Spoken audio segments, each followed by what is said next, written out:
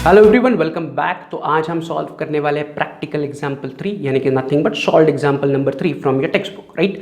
तो वो क्वेश्चन में क्या कह रहे हैं, record the following transaction in cash book of messrs Kamal traders, balance for the month of July 2018, cash in hand 2000 and balance in bank current account is 8000। तो वो कह रहे हैं कमल ट्रेडर के लिए कैश बुक बनाओ, लेकिन कैश बुक बनाने से पहले उन्होंने कहा है कि जुलाई मंथ का जो बैलेंस है, right, balance for the month of July, तो करंट मंथ इज जुलाई, तो इसके 1 तारीख को या ओपनिंग बैलेंस हमारे पास कैश में 2000 था and bank current account, right. Bank current account मतलब क्या होता है कि जब हम बैंक में अकाउंट ओपन करते हो तो there are different types of accounts, current account, saving account, recurring account, fixed deposit account. तो एज अ बिजनेस का हम जब बैंक में अकाउंट ओपन करते हैं तो वो करंट अकाउंट होता है। तो नथिंग बट वो कह रहे हैं balance in bank current account, nothing but bank balance. तो जुलाई महीने के शुरुआत में, राइट, बिंग उन्होंने कहा है कि जुलाई मंथ 2018 जुलाई मंथ की शुरुआत में हमारे पास जेब में 2000 रुपए थे, ड्रॉवर खोलोगे तो ड्रॉवर में 2000 रुपए है एंड बैंक में 8000 रुपीज थे। तो this is opening balance, right. तो जब हम सम की शुरुआत करेंगे तो इन बैलेंस के साथ शुरुआत करेंगे, फिर 3 तारीख से लेकर 31 तक उन्होंने ट्रांजैक्शन दिए हैं एंड लास्ट लाइन पे वो कह रहे हैं प्रिपेयर 2 कॉलम कैश बुक। हमें क्या बनाना है, 2 कॉलम कैश बुक बनाना है, राइट। तो वही जो हम लास्ट सम्स में कर रहे थे, 2 कॉलम कैश बुक बनाते हैं, उसका फॉर्मेट बनाते हैं, 2 पेजेस मिला के फॉर्मेट है। ऊपर में लिखूंगा in the books of messrs Kamal trader, right, क्योंकि कमल ट्रेडर्स के बुक्स में मुझे अकाउंटिंग करना है। नेक्स्ट लाइन पर मैं लिख रहा हूँ cash book with 2 columns and दोनों तरफ डेट कॉलम में 2018 जुलाई लिख के रख रहा हूँ एंड वही हमारे रेगुलर कॉलम्स, डेबिट साइड में date, receipt number LF cash bank, payment side में या क्रेडिट साइड में date, payment, voucher number LF, cash rupees, bank rupees, right. Left कोने में DR, राइट कोने में CR, debit and credit. So हमारा left page is debit, right page is credit, right. So when I say left right, आप देख रहे हो तो आपका left and right. Is it clear? यहाँ तक क्लियर है? चलते हैं, एक एक करके ट्रांजैक्शंस पढ़ते हैं और उन्हें रिकॉर्ड करते हैं। तो मैं स्टार्ट कर रहा हूं इस बार with the cash in hand 2000 and bank balance rupees 8000। So as I said, ये जुलाई महीने का स्टार्टिंग का बैलेंस है। जब जुलाई महीने की शुरुआत हुई 1 तारीख को, तो 1 तारीख को मेरे पास कैश 2000 रुपए थी एंड बैंक में 8000 रुपए थे, जिसे हम ओपनिंग बैलेंस कहेंगे। एंड ओपनिंग बैलेंस को मैं उठाऊंगा एंड कहां लिखूंगा, on the receipt side 2 balance brought down, cash column में 2000, बैंक कॉलम में 8000। Is it clear? तो मैं 2 balance brought down, cash 2000, bank 8000 लिख रहा हूं। ये क्लियर है?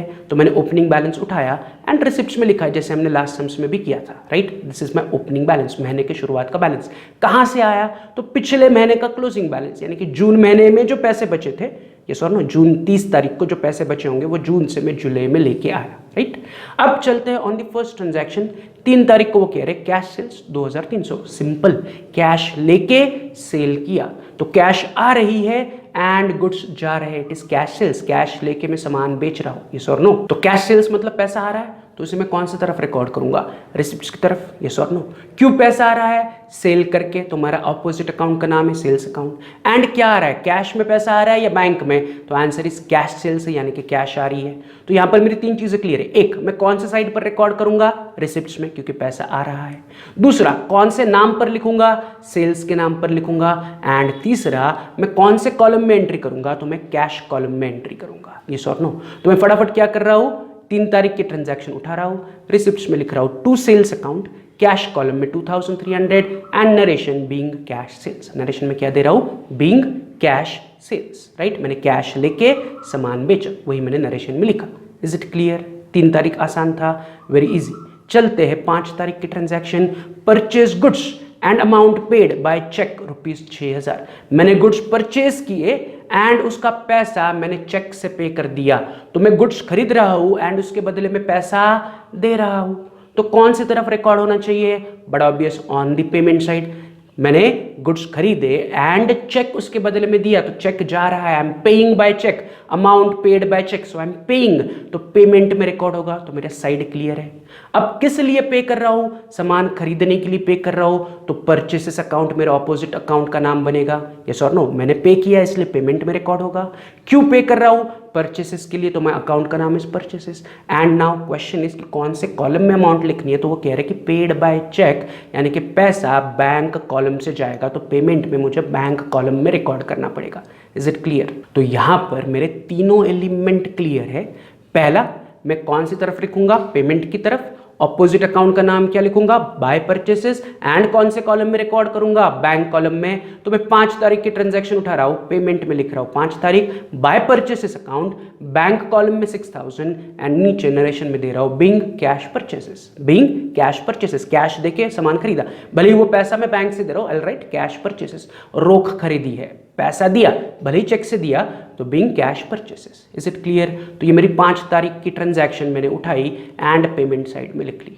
5 तारीख के बाद 8 तारीख फिर से कैश सेल्स, सेम लाइक पहला ट्रांजैक्शन या 3 तारीख की transaction, cash sales. Cash sales मतलब कैश लेके सामान बेचा, कैश आ रही है रिसिप्ट्स में रिकॉर्ड करो, क्यों आ रही है, सेल्स की वजह से आ रही है, ये और नो, एंड कैश मिल रही है इसलिए कैश कॉलम में। तो फिर से मैं बिना आगे कुछ डिस्कशन किए 8 तारीख की ट्रांजैक्शन उठा रहा हूँ, रिसिप्ट्स में आ रहा हूँ, to sales account, cash column 10,000, narration में being cash sales. Same like 3 तारीख को भी वही था, देखो कैश सेल्स, तो कैश सेल्स की जैसे एंट्री 3 तारीख को हुई थी वैसे ही 8 तारीख की एंट्री कैश सेल्स की मैंने दे दी, टू कैश सेल्स या टू सेल्स ब्रैकेट में being cash sales 10,000। Is it clear? आगे बढ़ते हैं, चलते हैं ऑन 12 तारीख की transaction, paid general expenses 700, right. तो जनरल एक्सपेंसेस मैंने 700 रुपए पे कर दिए, तो I am paying general expenses, तो very it should be recorded payment side, मैं पेमेंट कर रहा हूं तो पेमेंट साइड में रिकॉर्ड होगा।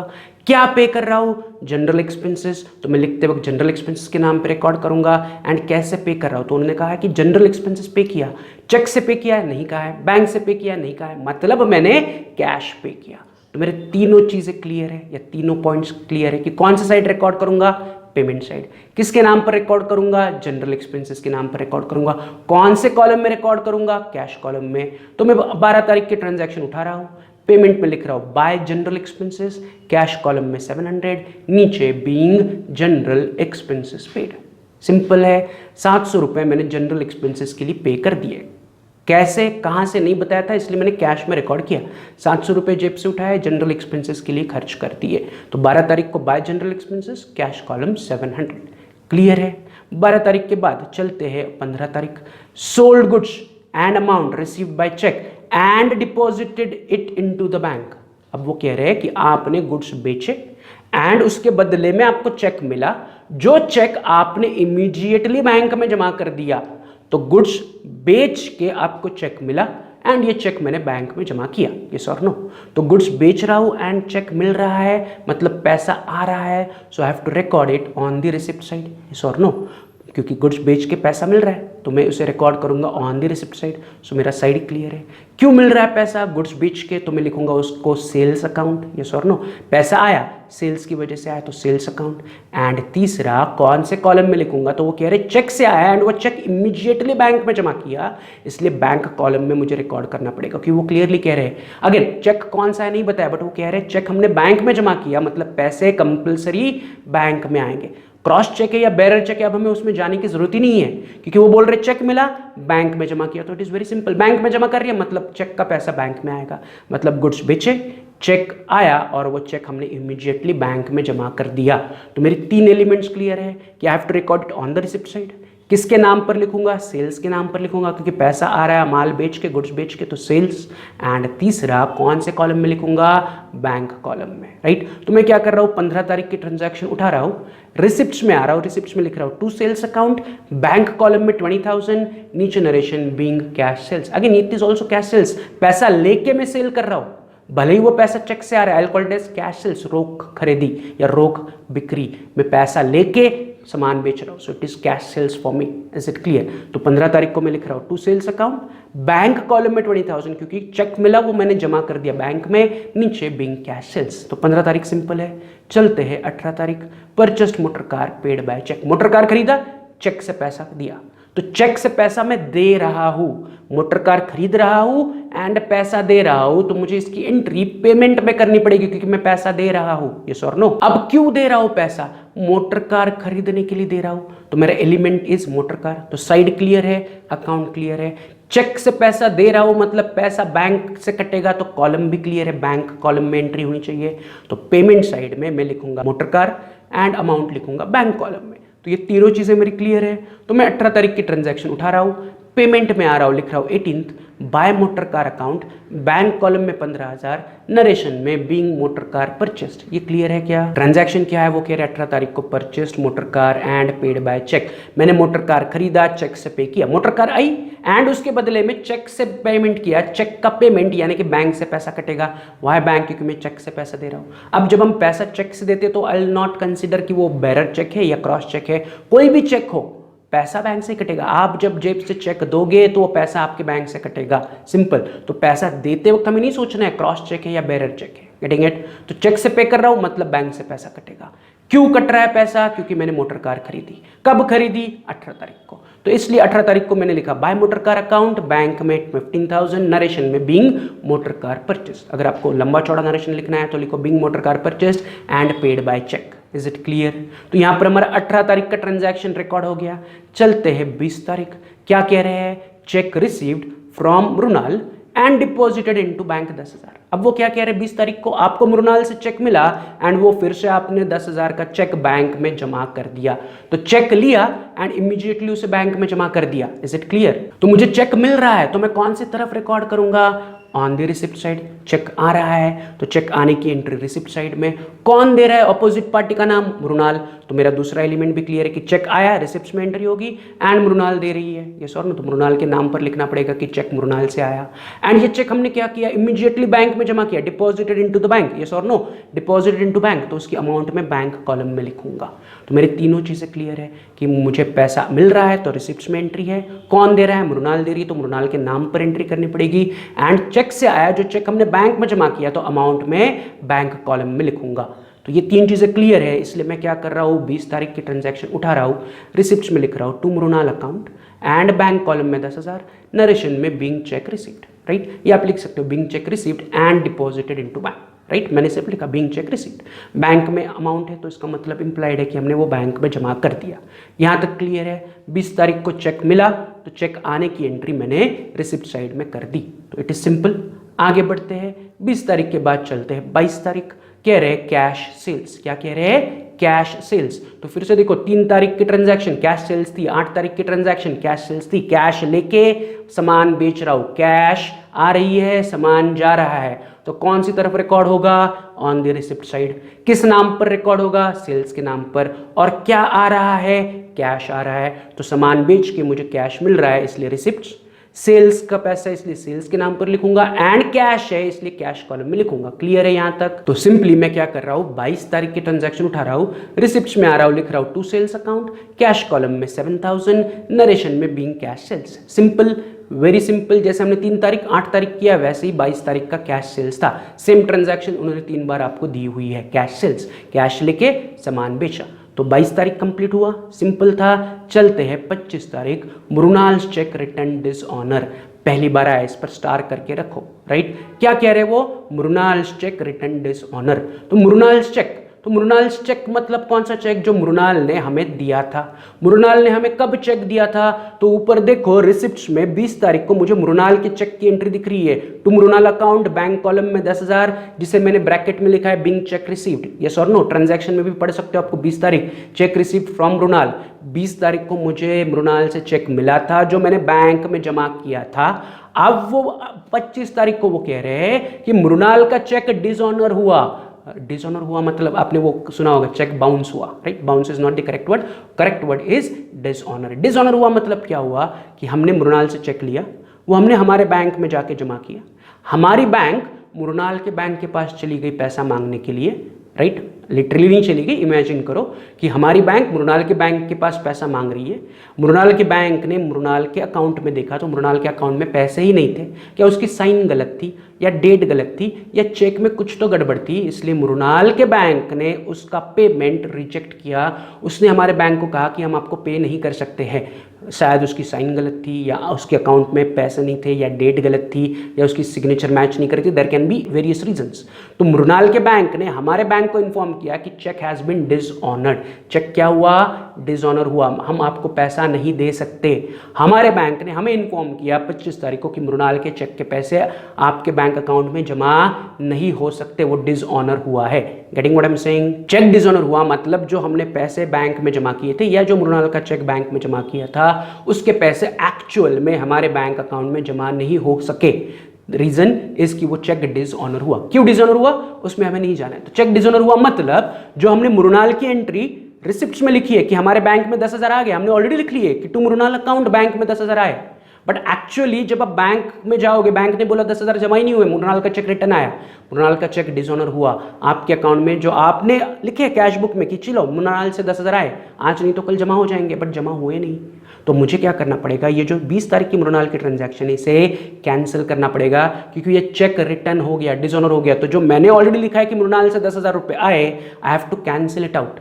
तो मैं इसे ऐसे स्क्रैच करके कैंसिल नहीं कर सकता हूं। तो अगर मुझे मृणाल के रिसिप्ट्स की एंट्री कैंसिल करनी है तो मैं उसे उठा के उल्टा रिवर्स कर दूंगा ऑन द क्रेडिट साइड।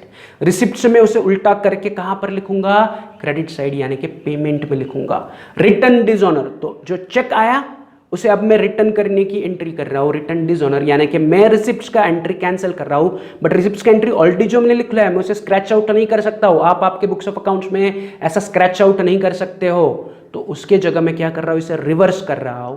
जो रिसिप्ट्स की एंट्री है रिवर्स करने के लिए मुझे उसे पेमेंट में लिखना पड़ेगा, राइट। 20 तारीख को चेक आया था, आज वो कह रहे 25 तारीख को रिटर्न हुआ, तो मैं डेट में लिख रहा हूं 25 तारीख, राइट। किसका चेक रिटर्न आया, मृणाल का, तो मैं लिख रहा हूं बाय मृणाल अकाउंट। कितने रुपए का चेक रिटर्न आया, 10,000, तो बैंक कॉलम में लिख रहा हूं 10,000, क्योंकि यहां पर भी बैंक कॉलम में 10,000 थे, वहां पर मैंने बैंक कॉलम में 10,000 लिख लिए। तो I am reversing the entry, cheque आने की एंट्री को मैं रिवर्स कर रहा हूं क्योंकि चेक का पैसा बैंक में जमा ही नहीं हुआ क्योंकि मृणाल का चेक डिसऑनर हुआ। Is it clear? तो चेक डिसऑनर होने पर मैंने चेक आने की एंट्री को रिवर्स कर दिया। सिर्फ चेक आया था 20 तारीख को, मैं रिवर्स कर रहा हूं 25 तारीख को क्योंकि 25 तारीख को मुझे पता चला कि चेक डिसऑनर हुआ, तो रिवर्स की एंट्री 25 तारीख को मैं दे रहा हूं बाय मृणाल अकाउंट। कितने का चेक रिटर्न आया, 10,000 का चेक रिटर्न आया। तो चेक कहां लिखा था हमने, देखो रिसिप्ट्स में बैंक कॉलम में लिखा था, तो मैंने अभी भी बैंक कॉलम में एंट्री की एंड में लिख रहा हूं being check return dishonour. Narration क्या लिख रहा हूं, बीइंग चेक रिटर्न डिसऑनर। तो जो एंट्री यहां पर थी रिसिप्ट्स में मैंने रिवर्स कर दी, सिर्फ डेट अलग है, बाकी सब सेम है। टू मृणाल की जगह बाय मृणाल, बैंक में 10,000, वहां पर भी बैंक में 10,000, सिर्फ नरेशन मैंने अलग लिखा being check return dishonour. Simple है, इसे चाहिए तो फिर से एक बार रिवाइज करो। सबने उसे ऑलरेडी मैंने कहा था स्टार मार्क करो, तो मार्क जरूर किया होगा, राइट। अब चलते हैं ऑन 28 तारीख की transaction which is simple paid rent. Rent पे किया तो पे करने की एंट्री होगी ऑन दी पेमेंट साइड। क्या पे कर रहा हूं, रेंट। कैसे पे कर रहा हूं, चेक से या कैश से, नहीं बताया, मतलब कैश से। तो मैं फटाफट क्या करूंगा, 28 तारीख की एंट्री उठाऊंगा, मैं आऊंगा पेमेंट साइड में, लिखूंगा bye rent account, cash column में 2000, यस और नो, कि मैंने रेंट पे किया, बताया नहीं कैसे, तो मैंने कैश कॉलम में लिख लिया। तो 28 तारीख bye rent account, cash column में 2000, नीचे नरेशन बीइंग रेंट पेड, मैंने रेंट पे कर दिया। Easy, clear, simple. चलते हैं 28 के बाद 29th को। तो 29th को वो कह रहे हैं paid telephone expenses by cheque ₹500। Cheque से टेलीफोन के एक्सपेंसेस आपने पे किए, कितने, 500 रुपीज। तो अगेन आप पे कर रहे हो, क्या पे कर रहे हो, टेलीफोन एक्सपेंसेस। कैसे पे कर रहे हो, चेक से, राइट। तो एक एक करके समझते हैं। पे कर रहे हो तो पेमेंट में एंट्री होगी। क्या पे कर रहे हो, टेलीफोन एक्सपेंसेस, तो टेलीफोन एक्सपेंसेस के नाम पर लिखना पड़ेगा। एंड कैसे पे कर रहे हो, चेक से, तो पैसा कटेगा बैंक से, तो मुझे अमाउंट बैंक कॉलम में लिखनी पड़ेगी ऑन द पेमेंट साइड। तो मैं 29 तारीख की एंट्री यानी कि 29 की एंट्री उठा रहा हूं, पेमेंट में लिख रहा हूं by telephone expenses, bank column में 500 एंड नीचे narration being telephone expenses paid या being telephone expenses paid by check, choice is yours. Being telephone expenses paid या being telephone expenses paid by check. Is it clear? तो 29th का मेरा transaction complete हुआ, telephone expenses pay किए, उसे उठा के मैंने पेमेंट में लिख लिया। अब चलते हैं 31st, last transaction of this question जो है cash withdraw from bank for personal use. तो दिमाग की बत्ती जलनी चाहिए, पर्सनल यूज यानी कि ड्राइंग्स। मतलब मैं बैंक में गया, बैंक से 2000 रुपए निकाले एंड घर लेके गया, दुकान में, बिजनेस में नहीं लेके आया, राइट। सो कैश बैंक से कट रही है एंड घर जा रही है, इट इज ड्रॉइंग्स, राइट। सो पैसा आ रहा है बिजनेस में या पैसा जा रहा है बिजनेस से, तो बिजनेस बैंक अकाउंट से पैसा जा रहा है तो I have to record it on the payment side. मैंने बैंक से पैसे निकाले तो बैंक से पेमेंट हुआ, यस और नो। बिजनेस बैंक से पैसे निकाले, घर लेके गया, बिजनेस में कैश नहीं आ रही है, पैसे निकाले घर लेके गया। Is it clear? तो बैंक से पैसा जा रहा है, कहां जा रहा है? घर जा रहा है, तो ड्राइंग्स के नाम पे एंट्री होगी। कौन से साइड पे रिकॉर्ड करूंगा? पेमेंट साइड में रिकॉर्ड करूंगा, यस और नो। किसके नाम पर रिकॉर्ड करूंगा? ड्राइंग्स के नाम पर रिकॉर्ड करूंगा। एंड अमाउंट कौन से कॉलम में लिखूंगा? बैंक कॉलम में। ये क्लियर है कि सबको? क्या हो रहा है? मैंने बैंक से पैसे निकाले for personal use, personal use यानी कि ड्राइंग्स। तो बैंक से पैसे जा रहा है इसलिए पेमेंट में रिकॉर्ड करूंगा। किसके नाम पर रिकॉर्ड करूंगा? ड्राइंग के नाम पर रिकॉर्ड करूंगा। एंड कौन से कॉलम में? बैंक कॉलम में, क्योंकि वो कह रहे कि आपने बैंक से भी ड्रॉ किए। Is it clear? तो 31 तारीख 31 की ट्रांजैक्शन उठा रहा हूं, 31 जुलाई की, एंड उसे पेमेंट में लिख रहा हूं as by drawings account. Bank column में मैं लिख रहा हूं 2000 रुपीज। कौन से कॉलम में लिख रहा हूं मैं? 2000 बैंक कॉलम में, क्योंकि cash withdrawn from bank for personal use is 2000। ये क्लियर है, राइट। तो मैंने अमाउंट कौन से कॉलम में लिखी? बैंक कॉलम में लिखा। By drawings account bank column 2000 rupees. Narration में मैं लिख रहा हूं being drew cash from bank for personal use, being drew from bank for personal use, इतना भी चलेगा। ये क्लियर है? तो 31 तारीख की ट्रांजैक्शन मैंने कौन से कॉलम में लिखी? मैंने लिखी बैंक कॉलम में, क्योंकि cash withdrew from bank for personal use, right. Bank से पैसे जा रहे हैं इसलिए बैंक कॉलम में 2000 मैंने लिखा। यहां तक क्लियर है? सो 31 हमारी लास्ट डेट थी ऑफ द क्वेश्चन, यानी कि लास्ट ट्रांजैक्शन थी, वो हमने कर ली। अब हमें करना क्या है? तो अब हमें हमारे कैश बुक को बैलेंस करना है, राइट। लेकिन मैं आपको फिर से 5 मिनट का टाइम दे रहा हूं, वीडियो को इमीडिएटली पॉज करो, खुद से बैलेंस करो। अब आपको बैलेंस करना आना चाहिए, राइट। फिर आपका बैलेंसिंग फिगर एंड मेरा बैलेंसिंग फिगर मैच करते हैं और देखते हैं कि क्या आंसर है। Is it clear? चलो pause the video.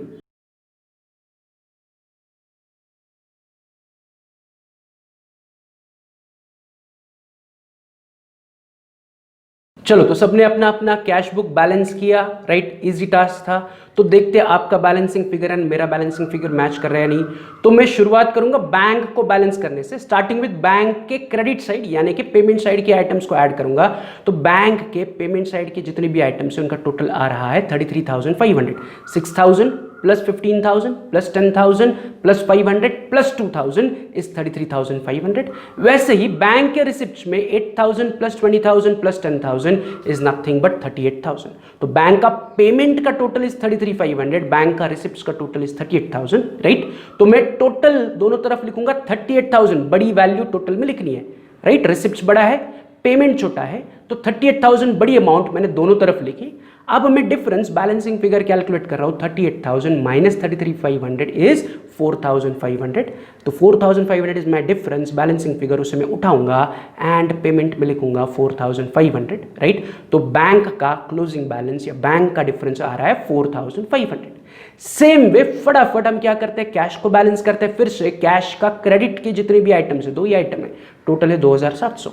And cash के डेबिट में यानी कि रिसिप्ट्स के जितने आइटम्स है उनको मैं ऐड कर रहा हूं, तो टोटल आ रही है 21,300। तो रिसिप्ट्स इज 21,300, पेमेंट इज 2,700।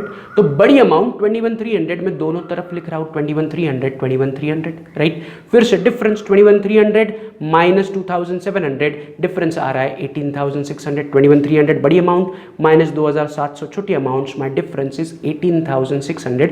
मतलब जो कैश बैलेंस है मेरे पास दैट इज 18,600, उसे उठाऊंगा एंड कौन से कॉलम में लिखूंगा? पेमेंट में कैश कॉलम में लिखूंगा as balancing figure 18,600, right. And इन दोनों बैलेंसिंग फिगर को मैं अंदर लिखूंगा बाय बैलेंस कैरिड डाउन। क्या लिखूंगा अंदर? By balance CD, by balance carried down. That is nothing but at the end of this month, जुलाई महीने के एंड में मेरे पास कैश में 18,600 एंड बैंक में 4,500 बचे, जो मैं जुलाई महीने में से carried down to the next month that is अगस्त। तो पहले तो बाय बैलेंस कैरिड डाउन की मैं डेट लिख रहा हूं विच इज 31, जुलाई का आखिरी दिन 31। यहां तक क्लियर है? अब इस बाय बैलेंस कैरिड डाउन को मैं उठाऊंगा एंड कौन सी तरफ लिखूंगा? मैं नीचे आ रहा हूं ऑन द रिसिप्ट साइड, इसे मैं लिख रहा हूं to balance brought down, right. तो जो बाय बैलेंस कैरिड डाउन की अमाउंट थी मैंने उठा के रिसिप्ट्स में लिख ली as to balance brought down on 1 अगस्त। कैश में 18,600, बैंक में 4,500। यहाँ तक क्लियर है, राइट। तो जो कैरिड डाउन था उसे हमेशा ब्रॉट डाउन करके हमेशा छोड़ा करो। तो कैरिड डाउन को मैंने ब्रॉट डाउन लिख लिया, यानी कि यहाँ पर हमारा एग्जाम्पल सोल्यूशन कंप्लीट हुआ, राइट। कल हम नया सम करेंगे। कल हम कौन सा सम सॉल्व करेंगे? कल हम सॉल्व सम 4 यानी कि इलस्ट्रेशन 4 सॉल्व करेंगे। तो सब लोग उसे पढ़ेंगे, उसके लिए फॉर्मेट रेडी करके रखेंगे। Is it clear? चलो तो फिर कल मिलते हैं। कल हम इलस्ट्रेशन 4 सॉल्व करेंगे, उसके लिए फॉर्मेट रेडी करके रखो। Have a good day, bye, see you tomorrow.